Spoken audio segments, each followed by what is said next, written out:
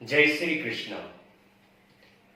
आप सभी का स्वागत है हमारी YouTube चैनल व्यास जी एस्ट्रोलॉजी पर। मैं हूं आपका अपना दोस्त व्यास जी, जो आपको एस्ट्रोलॉजी के बारे में भिन्न भिन्न प्रकार से जानकारियां देता हूं। अगर आप इस चैनल पर पहली बार आए हो तो कृपया निवेदन है, चैनल को सब्सक्राइब करके बेल आइकॉन जरूर प्रेस करें, ताकि आने वाले समय में आपको फ्री में इंफॉर्मेशन मिलती रहे। आज का हमारा जो सब्जेक्ट है मित्रों, वो कई सारे लोगों का प्रश्न बन चुका है। कई मित्रों ने कमेंट के माध्यम से हमें पूछा है कि अगर एस्ट्रोलॉजी इतनी सटीक है, सत्य है, तथ्य है, तो क्यों मिलान के बाद भी शादीशुदा जीवन सही नहीं रहता? क्या मिलान ठीक तरह से नहीं हो पाता है, या फिर एस्ट्रोलॉजी ही गलत है?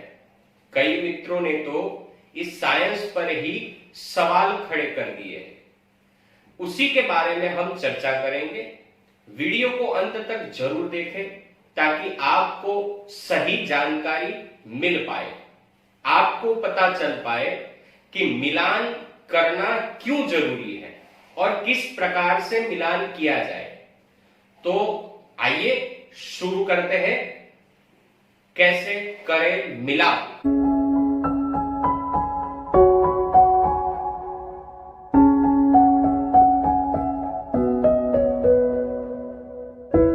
नमस्कार मित्रों, देखिए अभी पहला प्रश्न जो हमारा है वह यह है कि मिलान करना चाहिए या नहीं करना चाहिए। क्योंकि कई बार ऐसा होता है कि मिलान मिलने पर भी शादी नहीं टिकती। कई बार ऐसा होता है कि मिलान बिल्कुल नहीं मिल रहा है, 18 से नीचे गुण मिल रहा है, फिर भी शादियां टिकती है। तो ये मामला क्या है? क्या हम कहीं पर कुछ गड़बड़ तो नहीं कर रहे हैं? क्या मिलान में कुछ गड़बड़ तो नहीं हो रही है? मिलान क्या है, इसे समझना पहले बहुत जरूरी है। तो आइए उससे समझते हैं।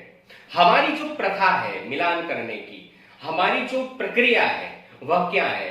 तो हम किसी एस्ट्रोलॉजर्स के पास जाते हैं और कहते हैं कि भैया ये दोनों की कुंडली मिलानी है, देखिए ना कितने गुण मिलते हैं। ये जाकर कह देते हैं, या फिर किसी भी वेबसाइट पर चले जाते हैं और दोनों की डिटेल उसमें डाल देते हैं और गुणांक बाहर आ जाता है कि भाई 18 से ऊपर गुण मिल रहा है, दोनों की कुंडली मिल रही है, आप दोनों की शादी कर दो। अब होता यह है कि हम किसी वेबसाइट के आधार से या फिर किसी एस्ट्रोलॉजर्स के आधार पर उसकी कई बातों पर हम दोनों की शादी तो कर लेते हैं, लेकिन जब शादी के बाद उन दोनों के बीच कुछ प्रॉब्लम होता है तो न तो एस्ट्रोलॉजर्स आते हैं, न तो वेबसाइट वाले आते हैं। तो ये होता क्या है? क्या मिलान ठीक तरह से नहीं हो पाता है, या फिर ये सब झूठ है, या फिर ये सब अंधश्रद्धा है? देखिए मित्रों, जो एस्ट्रोलॉजी है ना, वो टोटली साइंस है, और इसे भारत में तो अंधश्रद्धा की नजरिए से देखा जाता है, लेकिन भारत के अलावा जितने भी कंट्रीज है वहां पे इस विषय को बहुत ही सम्मान की दृष्टि से देखा जाता है और उसमें बहुत बिलीव करता है। 99% साइंटिस्ट इस एस्ट्रोलॉजी में बिलीव करते हैं। एस्ट्रोलॉजी गलत हो ही नहीं सकती। न तो मिलान गलत हो सकता है, मिलान करना चाहिए।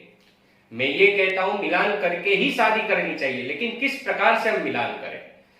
कई मित्रों के ने कमेंट भी किया है। आपकी कमेंट ही हमें बहुत ज्यादा उत्सुक करती है ऐसे विषय को लेके आने में।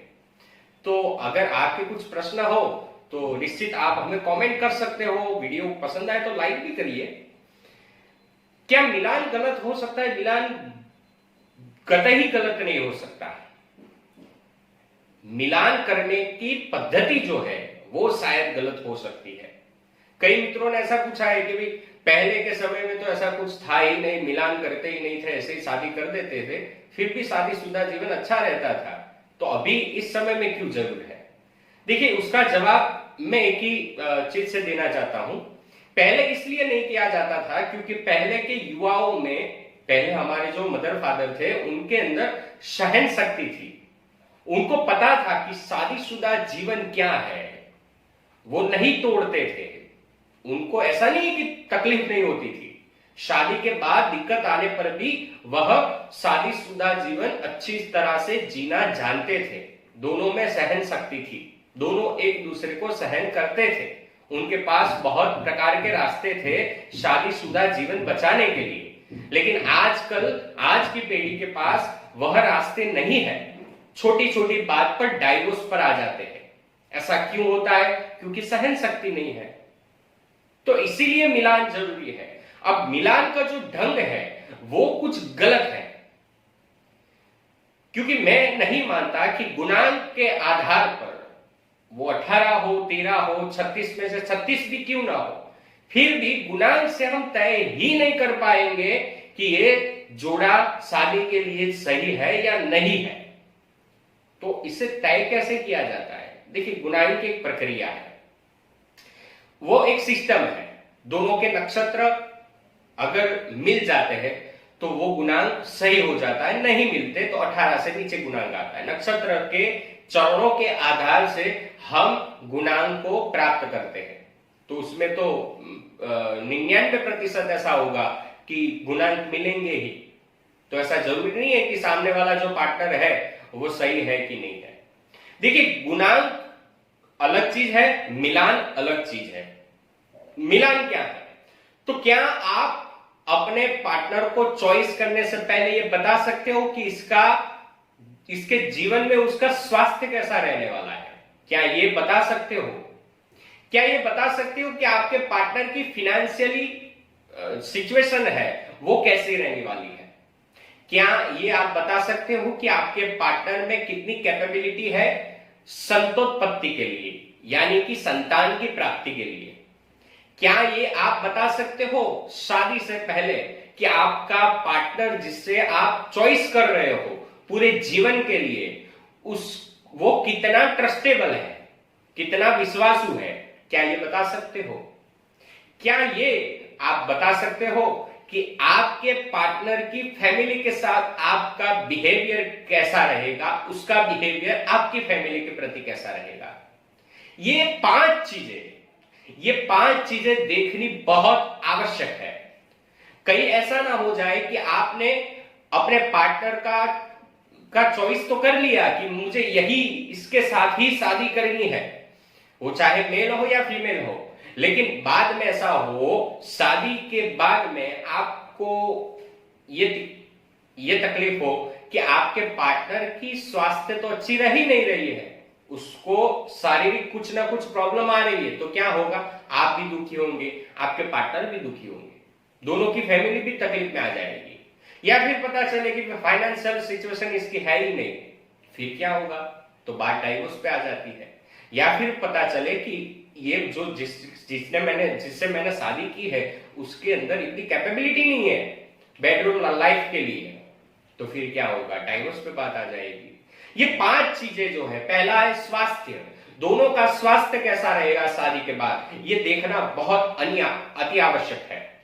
ये 5 चीजें दोनों के जन्म कुंडली में देखने बहुत आवश्यक है। पहला, स्वास्थ्य कैसा रहेगा। दूसरे नंबर पे फाइनेंशियल सिचुएशंस, क्या ये मेरा गुजारा कर पाएगा, मतलब कि मेरी सारी इच्छाएं पूरी कर पाएगा पैसे से, क्या इसमें इतनी कैपेबिलिटी है। तीसरे नंबर पे बेडरूम लाइफ कैसी जाएगी, ये देखना भी बहुत आवश्यक है। चौथे नंबर पे ये कितना ट्रस्टेबल है, ट्रस्टफुल कितना है, विश्वास, ये मेरा साथ पूरे जीवन पर दे पाएगा या नहीं, ये देखना भी बहुत आवश्यक है। कहीं ऐसा तो नहीं है कि शादी के बाद थोड़े समय के लिए ये मुझे पति के तौर पर स्वीकार करे और उसके बाद में एक्स्ट्रा मैरिटल अफेयर कर ले, क्या इसमें ऐसे तो योग नहीं है, ये देखना भी बहुत आवश्यक है। तो ये 5 चीजें जो देखनी चाहिए ना, वो हम देखते ही नहीं है। हम सिर्फ गुणांक के आधार से हम कह देते कि शादी होगी या नहीं होगी। और अगर आप बात करते हो कि ये सब्जेक्ट ही गलत है, एस्ट्रोलॉजी ही गलत है, तो मुझे ये बताओ कि आज तक मेरी जो अनुभव है, मेरा जो एक्सपीरियंस है, उसमें मैंने एक बात नोट की है, जितने लोगों को संतान में दिक्कत होती है मतलब कि संतान होने के बाद संतान में कुछ कमी हो, बुद्धि कम हो या फिर शारीरिक कुछ कमी हो, तो उन लोगों में 99% वो लोग होते हैं जिनकी नाड़ी एक होती है। आप चेक कर लीजिएगा, आपके पास अगर कोई ऐसा है जिनके जीवन में संतान की कमी है तो एक बार उनकी नाड़ी देख लेना। आपके पास ऐसा कोई व्यक्ति है जिनके जीवन में संतान के बारे में कोई समस्या है तो उन दोनों की कुंडली को एक बार चेक जरूर करिए, उनमें नाड़ी की प्रॉब्लम हो सकती है। 99% केस में ऐसा होता है कि एक नाड़ी होने के कारण संतान न होने के चांसेस बन जाते हैं। तो ये कुंडली मिलान से ही पता चलता है। तो कुंडली मिलान करना एकदम आवश्यक है। शादी से पूर्व आप कुंडली मिलान नहीं करते, लेकिन मिलान का तरीका वो गुणांक वाला नहीं है। मिलान का तरीका है इस प्रकार, उनके चार्ट में आप देख लीजिए कि ये 5 जो पॉइंट है, इस 5 पॉइंट पर वो कुंडली कितनी खरी उतरती है, वो इंसान, वो बंदा या वो बंदी कितने सही है। अगर ये आपको पता चल जाए तो आप शादी के लिए उसे चुन सकते हो, उसकी चॉइस कर सकते हो। लेकिन गुणांक से अगर आप करोगे तो फिर धोखा खाओगे, क्योंकि गुणांक से हम करते हैं और बाद में शादीशुदा जीवन में कोई समस्या आती है तो हम एस्ट्रोलॉजी सब्जेक्ट पर ही उंगली उठाते हैं कि ये सब गलत है, बाहियात है। लेकिन वो गलत नहीं, देखने का तरीका गलत है। आगे से आप किसी भी एस्ट्रोलॉजर के पास जाओ शादी के मिलान के लिए तो ये 5 प्रश्न आवश्यक रूप से जरूर करें कि ये किस प्रकार का है उसका इस 5 पॉइंट पे जीवन, ये आप सोच लें, क्योंकि ये सोचना बहुत जरूरी है। अगर ये नहीं सोचोगे तो शादीशुदा जीवन में दिक्कत आने ही वाली है। तो मित्रों, आप सभी का धन्यवाद हमारी इस वीडियो को देखने के लिए, पूरा देखने के लिए। और बाद में मैं आपसे रिक्वेस्ट जरूर करना चाहूंगा कि हमारे इस चैनल को सब्सक्राइब तो जरूर ही करिए, लाइक जरूर करिए और साथ में वो बेल आइकॉन है उसे दबाना मत भूले, प्रेस करना मत भूले, क्योंकि आने वाले समय में बहुत सारे ऐसे वीडियो हम लेके आने वाले हैं आप लोगों के लिए। और साथ में हमारे ब्लॉग को आप जरूर पढ़ें, क्योंकि ब्लॉग पर भी ऐसी इंफॉर्मेशन आती है। अगर आप मिलान करवाना चाहते हैं तो हम आपको फ्री में एनालिसिस के साथ मिलान करके देंगे, लेकिन आपको एक छोटा सा काम करना होगा। आपके नजदीक में कोई गरीब हो तो उस गरीब को अन्न की एक किट देनी होगी और उसका फोटोग्राफ हमें भेजना होगा। उसके बाद हम आपका मिलान फ्री में करेंगे एनालिसिस के साथ। मिलान करने में हमारी संस्था 2 से 2.5 घंटे लगाती है। ये सब एनालिसिस करके आपको बताती है कि ये बंदा या ये बंदी आपके लिए सही है या नहीं है। फिर हम सिर्फ गुणांक से नहीं कहते कि शादी करनी चाहिए नहीं करनी चाहिए। आपके गुणांक नहीं भी मिलेंगे लेकिन आपकी कुंडली मिलेगी तो हम आपको परमिशन देंगे कि आप शादी कर सकते हैं। अगर आपके गुणांक मिल रहे हैं लेकिन कुंडली नहीं मिल रही तो हम आपको कहेंगे कि ये बंदा या बंदी गलत है आपके लिए। आप सभी का धन्यवाद व्यास एस्ट्रोलॉजी में जुड़ने के लिए। आप सब खुश रहे, सुखी रहे एवं प्रगति करते रहे, ऐसे भगवान से प्रार्थना के साथ आप सभी को जय श्री कृष्ण।